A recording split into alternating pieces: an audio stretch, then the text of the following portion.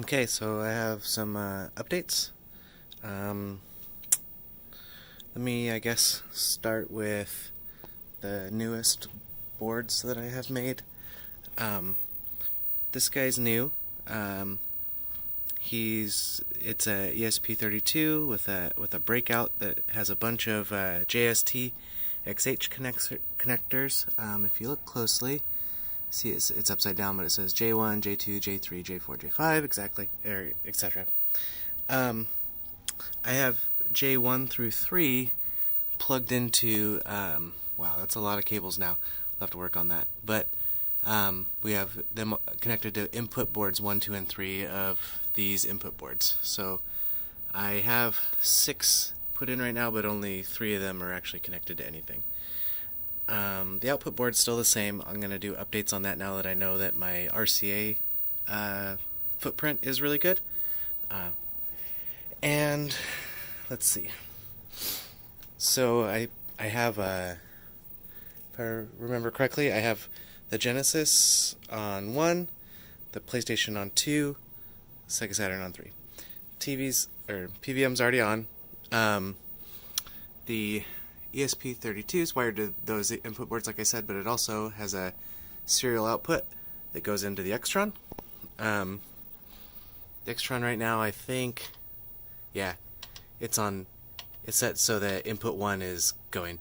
So that would mean if I turn the Genesis on, it should show. But I'm not going to do that. I think I'm going to start with the Saturn. So,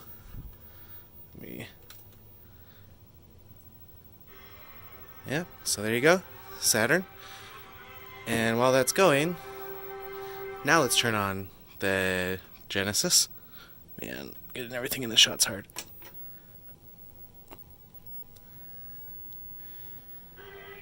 Yeah, and switch to that, and then PlayStation. And this is one that has sync on Luma, so that shows that that's working through that LM1881. If I turn it off, actually nothing happens right now. But if I turn it back on, well, that one's obvious. But let's turn the Genesis off and on, and you'll see that comes back. And while it's doing that, I'll turn the Saturn off and on. And then I don't know what's on right now. Let's turn the PlayStation on. So everything's on right now. PlayStation's the last thing. So you turn the... That was unexpected, huh?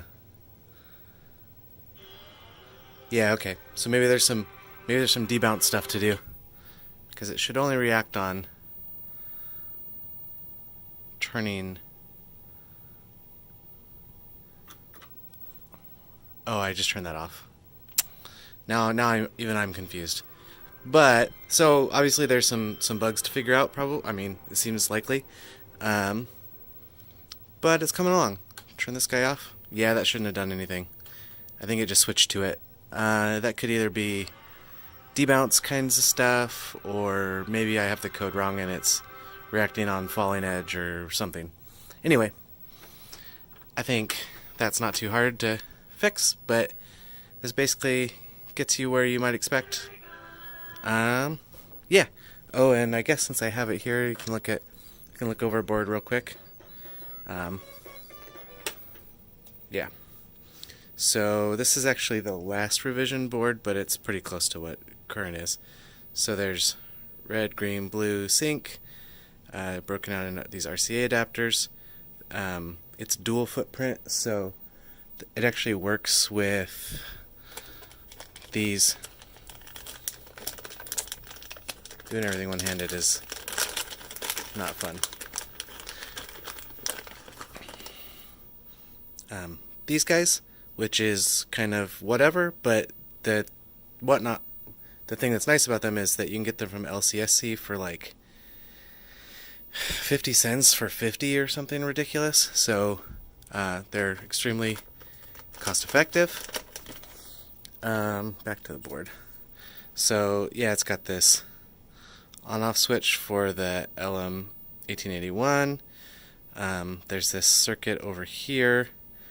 This is a little simple circuit to bring the switch pin off of the SCART down to 3.3 volt range so that it can then go out this sense line, which is what's hooked up to the Esp32 over here.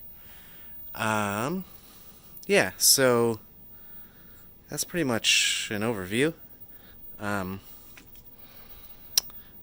Next steps are probably to do another revision of this board because the footprint for the Esp32 was too wide, so it's like real stretched on there, which is not great.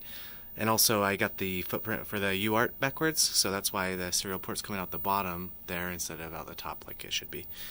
And also, yeah. So, other than that, there's a bunch of code stuff to do, obviously, so that it doesn't switch channels when you turn it off and stuff like that.